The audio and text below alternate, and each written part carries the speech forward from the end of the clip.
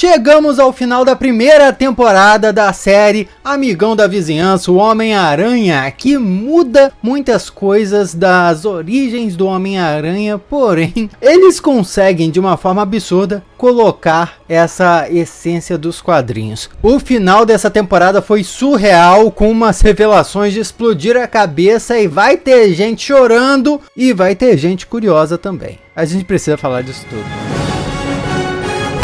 Olá, como vai? Tudo bem? Eu sou o Miguel Loquia e agora é a hora que você vai começar a defender essa série horrível do Homem-Aranha. Você achou horrível? Por quê? Mudaram tudo do Homem-Aranha! Olha, eu acho que esse pensamento tem muito a ver com o fato de você não estar tão habituado com os quadrinhos do Homem-Aranha. Mas como assim? Nos quadrinhos o Homem-Aranha é diferente? Nos quadrinhos, a Marvel já experimentou muito com o Homem-Aranha, mudando a história dele várias vezes. Acho que um ótimo exemplo disso é a saga dos clones. De repente revelaram que o Peter era um clone, e daí depois voltaram atrás, revelaram que vários clones existiam e alguns continuaram a ser Homem-Aranha. Isso sem mencionar o universo Ultimate, que foi todo um universo paralelo que a Marvel desenvolveu nos quadrinhos lá nos anos 2000. Inclusive o universo Ultimate voltou recentemente, porém com muitas diferenças. E nesse universo Ultimate, várias mudanças aconteceram na essência da história do Peter Parker, como por exemplo a origem da aranha, que deu os poderes ao Peter, mas no fim das contas a essência do personagem continuou a mesma. Ele era um nerdão, cheio de problemas, meio ingênuo, e quando ganhou poderes,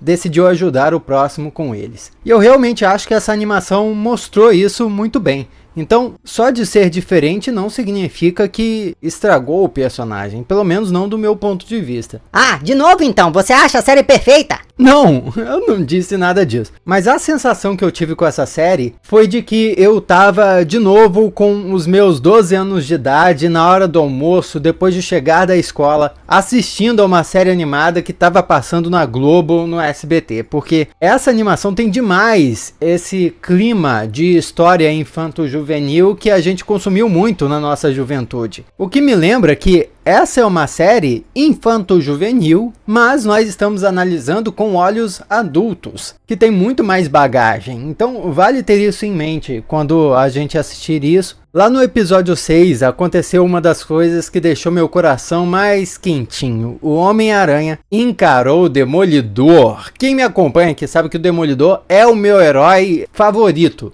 dos quadrinhos. E essa cena de ação aqui foi simplesmente sensacional. Mostra o nível de perícia e habilidades do Demolidor. Porém, eu tenho que concordar aqui. Dependendo do arco nos quadrinhos, o Demolidor é sim muito forte, porque ele é um ninja de fato, não é só um cara com habilidades marciais e um sonho que nem o Demolidor da série da Netflix, que apanhava pra caramba. O Demolidor nos quadrinhos é absurdamente apto, com um treinamento fora do real, assim, que permite a ele ser capaz de atingir personagens, até personagens muito fortes, em locais bem específicos, nos pontos fracos, e aí sim vencer eles. É dessa forma que ele conseguiria encarar o Homem-Aranha, por exemplo. Mas até eu, assistindo essa cena de luta aqui, fiquei pensando, pô, peraí, o Homem-Aranha é muito mais forte que isso, teria dado um sacode no Demolidor. Talvez não vencido, de fato, mas teria dado muito mais dificuldade a ele, o que meio que não aconteceu. O Demolidor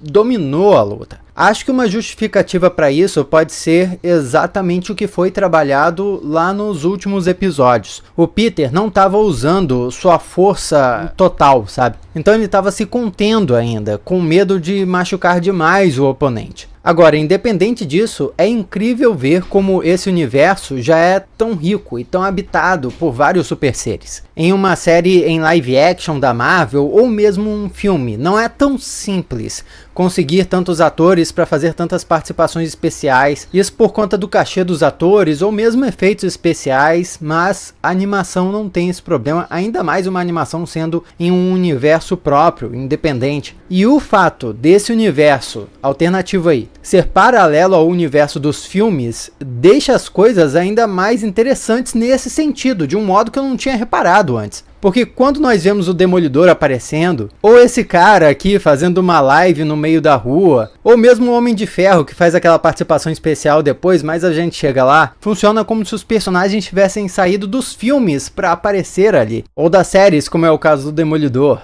E isso é muito legal. No episódio 7 nós temos algumas coisas muito interessantes rolando. Primeiro, que o Norman Osborn consegue rastrear a tecnologia desenvolvida pelo Otto Octavius e descobre que a energia usada por ele é radiação gama. A essa altura da série poderiam ter usado qualquer tipo de energia, sabe? Mas a escolha da radiação gama é especialmente interessante. Afinal de contas, a gente sabe muito bem que a radiação gama está muito associada ao Hulk. E como nós já sabemos, um dos personagens ali do grupinho de estagiários da Oscorp é o Amadeus Cho, que nos quadrinhos é genial, é arrogante desse jeito, depende de quem está escrevendo, mas no geral ele é genial mesmo. E eventualmente se transforma em uma versão de Hulk também, que permanece genial mesmo depois de transformado. Então eu acho muito interessante essas conexões que essa série vai fazendo de uma forma diferente para surpreender a gente. Pô, de repente os vilões estão usando radiação gama e isso pode ser usado para criar um novo Hulk de uma forma que a gente não esperaria normalmente. Uma relação que inicialmente também parecia bem estranha, mas com o seu desenrolar durante a temporada ficou cada vez mais interessante, é essa amizade do Peter Parker com a Nico Minoru e, por consequência, a amizade da Nico com o Harry Osborn. Eu não me lembro de nenhuma história onde a Nico Minoru é a amiga de escola do Homem-Aranha, mas a amizade entre o Peter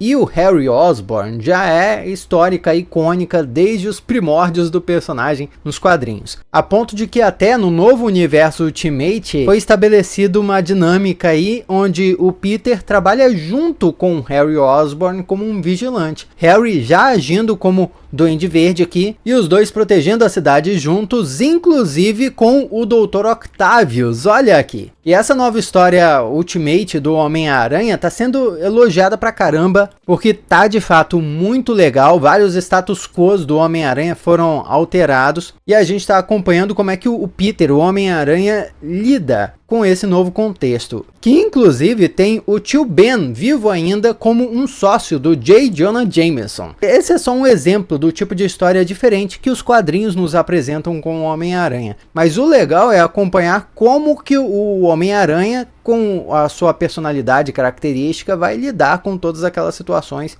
bizarras que vão aparecer no seu caminho. Inclusive esse lance de um personagem importante para a história do Peter ainda estar vivo é algo que essa animação vai fazer, né? Mas enfim, eu adorei como a amizade entre a Nico Minoru e o Harry se desenvolveu. É muito comum nós vermos nesse tipo de animação, pô, o pessoal só fica amigo e pronto, porque o roteirista quis, mas aqui foi mostrada essa situação, esse sentimento de amizade sendo desenvolvido, até sentir um climinha, hein? Não sei se é o caso, mas talvez role um romance. E nós tivemos a apresentação incrível do Escorpião, que desceu o pau no Homem-Aranha de forma espetacular. A cena dele se transformando e a armadura queimando sua roupa, e surreal, transformando de fato o Escorpião não só em um cara com um traje, mas sim em um monstro. O tipo de monstro que ele já era por dentro, né? Com instinto assassino e tudo mais. Eu achei isso muito bom, porque no universo dos filmes, o Escorpião apareceu na cena pós-créditos de Homem-Aranha de Volta ao Lar, na prisão junto com a Abutre, e até agora não deu as caras de novo. Quando é que a Marvel vai usar o Escorpião do Magargan, e será que quando ele aparecer vai ser incrível desse jeito? Porque eles conseguiram passar muito bem a sensação de perigo quando ele aparece. Se tem uma coisa clássica do Homem-Aranha é apanhar pra caramba de um vilão antes de descobrir uma forma de derrotar ele. E foi muito legal ver o Peter finalmente passando por isso aqui. Porque eu havia comentado em análises dos episódios anteriores como o Peter parecia derrotar todo mundo que aparecia na sua frente com certa facilidade. Sinto que essa era do Homem-Aranha acabou na série animada. Por isso que eu fiquei com o sentimento que essa série foi melhorando cada vez mais no decorrer da temporada. Ah, pronto, daqui a pouco vai elogiar a animação. Por falar nisso, é só frustrante que todas essas cenas de ação aconteçam com esse gráfico, vamos chamar assim, que parece de um jogo mobile, né? Não parece um jogo que você vai mexer no celular? Apesar de conceitualmente ser lindo ver esses visuais que remetem aos anos 60, na execução parece que faltou orçamento, sei lá. E só pra reforçar, viu? Essa animação já tá confirmada até a 3ª temporada. Isso é até bem interessante, porque nós vemos muitas pontas soltas sendo deixadas nessa primeira temporada aqui, e isso pode ter muito a ver com os planos que eles já têm para as 3 temporadas prontinhas. Vamos ver se vai valer a pena. Nessa primeira luta do Peter com o Escorpião, o Osborn manda um planador salvar o Peter, e eu não preciso nem dizer o que isso é, né? Porque o Osborn já tá dando frequentes sinais de ser um grande babaca, não tava ajudando o Peter por pura bondade. No episódio 8, nós temos uma das sequências mais incríveis de toda a animação. O Otto Octavius tendo uma conversa bem engraçada até com seu assistente, quando seu laboratório é invadido. E daí ele ativa o sistema de segurança, que é nada mais nada menos que os seus próprios braços. Só que ainda não estão conectados a ele, mas sim ao próprio ambiente. Que cena sensacional! E ele sai e encara o secretário Ross na maior calma. Secretário Ross que tá ali cumprindo o Tratado de Sokovia, ou seja, esse momento aí é logo depois de Capitão América Guerra Civil, e para melhorar o momento ainda termina com a chegada do Homem de Ferro, pô, caracas, com esse visual muito maneiro que ao mesmo tempo remete aos filmes e também ao visual clássico dos quadrinhos. Conta pra mim, isso é ou não é maravilhoso? E esse visual também inspirou a armadura que o Tony usa lá em Vingadores Ultimato, então tá tudo conectado, tudo em casa. Me surpreende apenas que o Octavius não pensou em colocar esses braços mecânicos num traje nas suas próprias costas, né? Coisa que ele só vai pensar em fazer mais à frente na história. Que afinal de contas, ele tinha desenvolvido o equipamento do Escorpião, que é basicamente só um braço, né? Só que um braço com um ferrão nas costas do cara. E ele poderia ali ter vários braços nas costas dele. Mas enfim, uma das coisas que me agradou nessa primeira temporada foi ver que a relação do Peter com a Tia May se difere dos filmes, principalmente pelo fato dela nunca descobrir que ele é o Homem-Aranha, pelo menos até agora. Sério, nos filmes, ela saber que o Peter é o Homem-Aranha muda muito a dinâmica dos dois e até a preocupação do Peter em manter o segredo. Agora, esse crush do Peter com a sua antiga babá, eu ainda acho muito estranho, mas vale lembrar que nos quadrinhos a Pearl também é uma super-heroína com poderes aquáticos, então o Peter tá cercado de super-humanos. A gente não sabe ainda como é que a Pearl vai ganhar poderes, ou se ela vai ganhar poderes nessa série no futuro, mas eu acho muito possível que ali pela última temporada a gente tenha um monte de personagem com superpoderes ao redor do Homem-Aranha. E qual é a ameaça que vai fazer essa galera toda possivelmente agir junto? Eu acho que é o Thanos, tá? Pura teoria, pura especulação, mas pô, nós estamos acompanhando essa série seguindo ali os acontecimentos que a gente viu nos filmes, só que de uma perspectiva alternativa, né? Então, eventualmente, eles precisam chegar em Vingadores Ultimato e Guerra Infinita. Agora, na negociação da gangue do Lone, eu vou comentar sobre esse arco de transformação do personagem já, mas quem aparece para entregar as informações sobre onde estão os aparelhos tecnológicos desenvolvidos pelo Otto que foi preso, é ninguém mais, ninguém menos que um outro vilão do Homem-Aranha. O Camaleão. Pô, o cara apareceu no filme Kraven, mas isso aí a gente vai esquecer, né?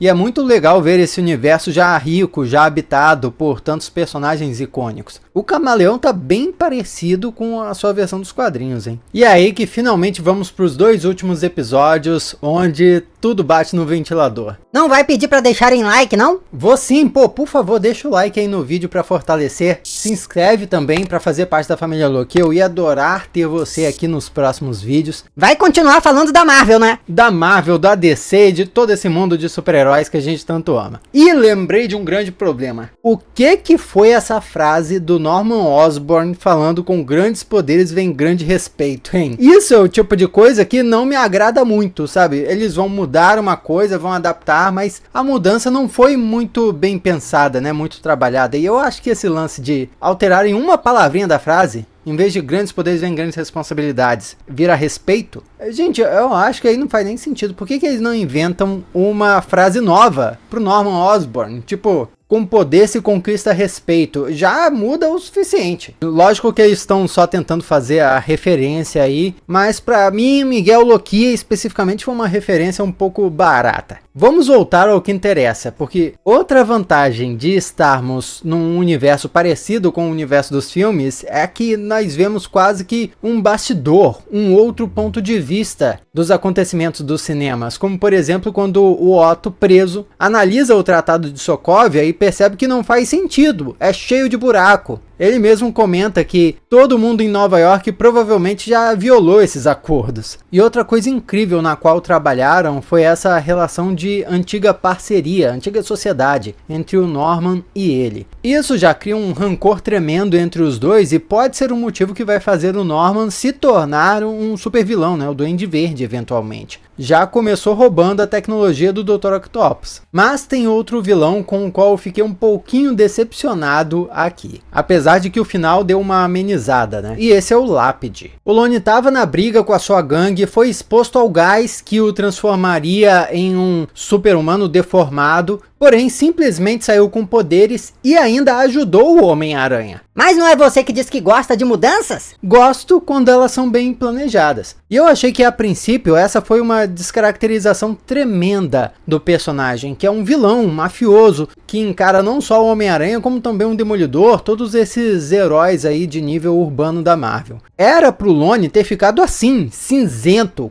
com a pele dura e tal. Ele só ficou com os poderes e assim, um cara com super força, pele super resistente que defende a comunidade já existe. E não é o Lápide, é o Luke Cage, pô. Eu terminaria a série profundamente decepcionado com isso se o último episódio não tivesse salvado com uma ceninha. Eu até pensei, pô, não quiseram deixar o personagem cinza para não mudar a cor dele e não parecer que mudaram, desistiram da etnia, o que pra mim não faz sentido, ia ser loucura. Mas no último episódio tem uma ceninha com ele onde nós reparamos a pele dele descascando e ficando cinza por baixo. Ou seja, a transformação do Lone nesse vilão icônico dos quadrinhos está acontecendo, mas como um processo. O líder da gangue lá meteu o pé, né, saiu fora, então é o Lone que vai tomar conta de tudo agora, e o arco dramático, negativo dele não acabou. Até porque eu imaginava que essa temporada seria focada na transformação dele em um vilão, né, mas não foi o caso. A temporada foi muito mais sobre a origem do Homem-Aranha, como é que ele começou a agir como um super-humano, como é que ele conseguiu sua amizade com o Harry, e a temporada termina basicamente com o Homem-Aranha no seu início, né? Usando sua roupa clássica, decidindo agir como um vigilante com a ajuda dos seus amigos e não com a ajuda da empresa do Norman Osborn, no caso. Enquanto o Lone, em paralelo, também está no início da sua jornada agora, se aceitando um gangster com poderes, ganhando a cor cinza, então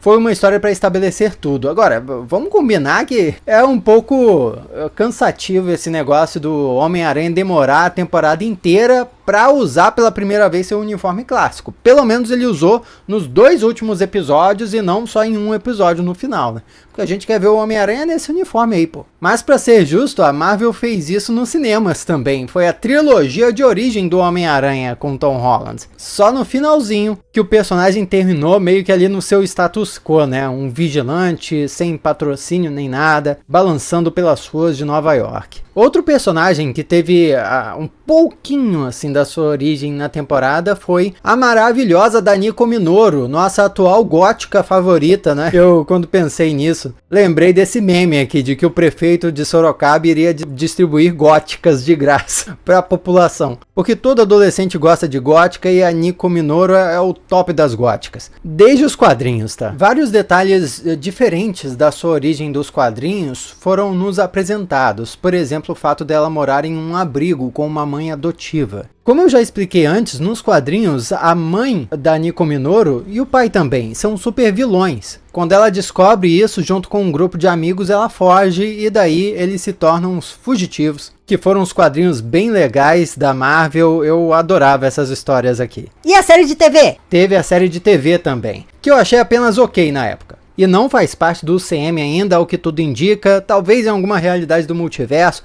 tá no mesmo limbo que a série Agentes da S.H.I.E.L.D. Ninguém sabe se os personagens vão voltar ou não. Mas outra coisa transformada também da Nico Minoru é ela estar usando esse colar, que ela sabe que tem superpoderes já. Nos quadrinhos ela usa esse cajado, que é capaz de executar qualquer feitiço e é absurdamente poderoso. Só que o cajado só pode executar cada feitiço apenas uma vez. Nico Minoru nas HQs também tem uma habilidade mágica, né? Tipo o Doutor Estranho, só que ela não tem nenhum treinamento e por isso que ela depende tanto desse artefato mágico para se virar. Aqui parece que pelo menos inicialmente o cajado vai ter a forma do colar. No último episódio ela inclusive usa um livro de encantamentos e o colar para invocar a mãe, de certa forma, né? Pelo menos conseguir falar com ela. Pode ser uma situação tipo a série da Agatha, né? Onde se conjura os fantasmas e conversa com eles. No iniciozinho do episódio final, a gente tem um vislumbre do que pode ser o dia a dia do Peter Parker na temporada futura. Harry ajudando ele a combater os crimes, sendo o cara na cadeira, né, ficando no computador, enquanto a Nico Minoru tá cobrindo para ele na escola. Esse projeto que ele apresentou todo errado foi um excelente exemplo de como a vida de Homem-Aranha atrapalha a vida normal do Peter. É o tipo de coisa que os primeiros episódios não fizeram muito bem. Pô, até o alívio cômico da terceira integrante do grupo ali, que nem tinha aparecido, de repente já saber a matéria toda e resolver a situação para eles. Até isso funcionou bem. Na moral, que esses episódios finais me deram até a impressão de que os criadores desse desenho animado talvez tivessem planos de nos trazer esse Peter aí desde o início. Porém, a Marvel Studios, como um grande estúdio, grande empresa, tinha suas demandas, né? Pô, a série tem que ser, pelo menos no início, conectada com a história dos filmes. Norman Osborn tem que estar ali. O orçamento para a animação que vão fazer vai ser limitado. E aí, no fim das contas, saiu a série do jeito que saiu, que pra mim foi um milagre. Ainda é uma série bem divertida, né? Mesmo com tantas possíveis exigências vindas da Marvel. Porque assim, X-Men 97 foi uma série que teve total liberdade. Se a série do Homem-Aranha tivesse o mesmo privilégio, é muito provável que a trama não começasse do mesmo jeito. Mas isso é só eu especulando, tá? Vamos voltar pro que interessa. Norman mostra suas garrinhas, revelando que os projetos em que os estagiários estavam trabalhando eram para ele construir um Stargate. Quem é que lembra desse filme, gente? Pô, na minha mente ainda é muito legal, até porque eu era fanzaço dessa franquia, onde descobrem um portal no Antigo Egito e o portal levava para um outro planeta que também tinha pirâmides e tinha alienígenas que eram simbióticos, que grudavam no pescoço das pessoas e se tornavam faraós. Peraí, o portal que se abre para um lugar onde tem seres simbiontes, eu tô achando mais familiar do que nunca agora. Mas eu era muito fã de Stargate. Teve um filme que é clássico, depois teve um outro filme que deu para essa série aqui. Teve a série Stargate Atlantis com ninguém mais, ninguém menos que o Jason Momoa. Olha o Jason Momoa aqui, pô! Antes de ser o Aquaman, ele já tava na nebulosa de Atlantis, quer dizer, na galáxia de Atlantis. Putz, faz tempo que eu vi isso. E ainda teve a série Stargate Universe, que acabou sem final porque o canal Sci-Fi cancelou, por saudades. Olha o portal de Stargate, olha o portal do Norman. E essa sequência toda tem muitos momentos de explodir a cabeça, né? De ficar, ué... Primeiro, quando aparece um portal do Doutor Estranho e a gente fica pensando, ué, a tecnologia dele é de abrir um portal mágico? Depois sai o Doutor Estranho e a gente pensa, ué, igual no início da temporada, depois o portal realmente abre e saem simbiontes de dentro dele. E aí tá muito parecido com o episódio 1. E daí o portal verde é aberto pelo Doutor Estranho, que sem querer ativa a Joia do Infinito do Tempo e tudo faz sentido. Uma das coisas que mais me incomodou nessa série foi no primeiro episódio, quando uma série de coincidências se desenrolam. Isso é uma coisa muito particular minha, tá? Eu odeio coincidências descaradas assim em histórias. A não ser que o fato de ser coincidência seja parte da história. E daí a série nos entrega um paradoxo temporal, explicando que o Doutor Estranho e o simbionte Simbionte apareceu lá onde o Peter ia ter seu primeiro dia de aula por conta daquele portal. E a aranha que pica o Peter é a aranha que foi desenvolvida pela Oscorp a partir do sangue do Homem-Aranha. Então Peter se tornou um Homem-Aranha por conta do resultado do seu próprio sangue no futuro. E aí ficou sensacional. Ficou uma origem sensacional. Resolveu pra mim o primeiro episódio. Então tá ok, a aranha que mordeu o Peter Parker ter sido feita pela Oscorp. Tá ok já há muito tempo. Essa foi a origem nos anos 2000 no universo Ultimate. Nesse universo, até o simbionte do Venom é artificial, e toda essa história da origem da aranha e até o envolvimento dos pais do Peter em um projeto secreto que acabava dando superpoderes às pessoas, foi adaptado para os cinemas ali no filme do espetacular Homem-Aranha, com o hoje querido Andrew Garfield. Portanto, sim, achei incrível o que a série fez, e no finalzinho ainda deixa um pedacinho do simbionte na Terra para gerar o arco dramático do Peter com o traje preto. Vai ser na segunda temporada? Não sei. Peter estabelece o contato com o Doutor Estranho e deixa as portas abertas para a gente acompanhar algo que até hoje não apareceu nos filmes, que é o ecossistema de vigilantes conhecidos em Nova York. É uma das coisas mais legais dos quadrinhos, porque, pô, se um herói aparece no quadrinho do Homem-Aranha, não precisa de autorização do artista, não precisa o ator aceitar, não vai custar mais grana, é o mesmo preço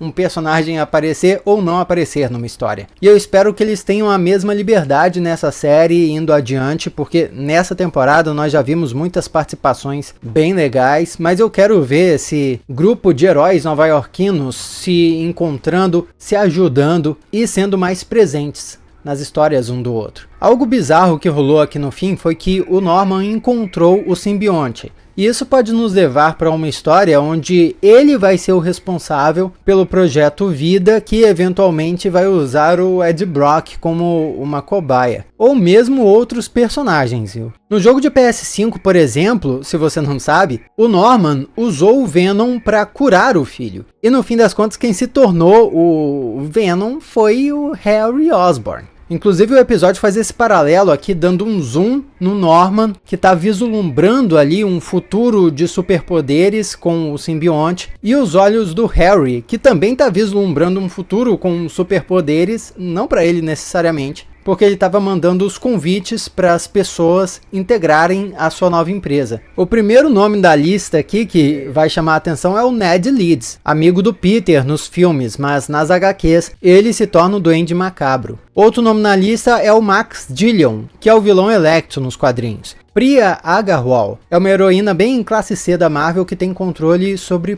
plantas. Kiden Nixon é uma jovem com superpoderes capaz de acelerar o tempo para ela, ou seja, ela se move muito rápido enquanto, na verdade, ela só desacelerou o resto da realidade para os outros. Eu já vi ela com a X-23, se não me engano. Agora, Ripley Ryan, achei um nome curioso para estar aqui, porque ela apareceu nos quadrinhos como uma inimiga da Capitã Marvel, que estava, na verdade, sugando os poderes da Carol Danvers, mas depois do arco que isso aconteceu, ela continuou poderosa porque se tornou meio que a encarnação da Joia do Infinito da realidade. Eu não faço ideia do que planejam com ela aqui. A Jane Foucault, lógico, é uma personagem dos quadrinhos genial, ultra treinada, capaz de imitar, copiar os movimentos do seu oponente. Inclusive apareceu aqui no finalzinho conversando com o Demolidor. Ela já era uma das estagiárias da Oscorp e agora vai continuar trabalhando junto com o Harry para espionar eles pro excelentíssimo Matt Murdock. A impressão que eu tive até é que eles eram parceiros aqui nessa cena do telhado, né? Mas um personagem que não tava nem aí pro chamado foi o Amadeus Cho, e faz sentido ele ter continuado na Oscorp, como é mostrado pelo tapetinho aqui embaixo. Afinal de contas, o Norman ficou com as invenções lá do Otto Octavius que usavam radiação gama, e a gente já sabe da relação do Amadeus Cho com a radiação gama. Mas foi no final que essa série explodiu as nossas cabeças. Simplesmente a Tia May vai visitar ninguém mais, ninguém menos que Richard Parker, o pai do Peter Parker. Uma curiosidade aqui é que no universo principal, oficial, tá, dos quadrinhos, Richard Parker e Mary Parker, que são os pais do Peter, eram agentes da CIA e morreram quando um avião deles foi sabotado porque eles foram descobertos e aí já era. No universo Ultimate, o Richard Parker era um biólogo que desenvolveu junto com o pai do Ed Brock o projeto Vida lá, que era basicamente o simbionte do Venom. Mas nos dois universos, que foram os mais explorados pela Marvel nos quadrinhos, os pais do Peter retornaram, só que como clones, que aí foram descobertos e aí acabou, sumiram. Os pais do Peter nunca foram presentes na vida dele, pelo menos no universo principal dos quadrinhos. Eu tô curioso para ver o que de acho eles vão dizer aqui. Se ele tá preso, significa que é um criminoso ou ele foi preso inocentemente? Um detalhe que eu não esqueço é que a aranha que mordeu o Peter fugiu. E o Norman Osborn tava lá com seu projeto de clonar a aranha do Peter para fazer um novo Homem-Aranha. Será que isso vai nos levar para uma espécie de adaptação da saga dos clones dos quadrinhos? Realmente muita coisa ainda pode render dessa história toda. Termino essa temporada satisfeito, poderia ser muito, muito melhor, mas ao mesmo tempo me deixaram muito feliz com como essa história foi desenvolvida. Comenta aí o que você achou dessa primeira temporada, vamos trocar uma ideia. Aqui do lado tem outros vídeos para você assistir. Muito obrigado pela sua companhia fenomenal. Eu sou Miguel Loquia e a gente se vê na próxima.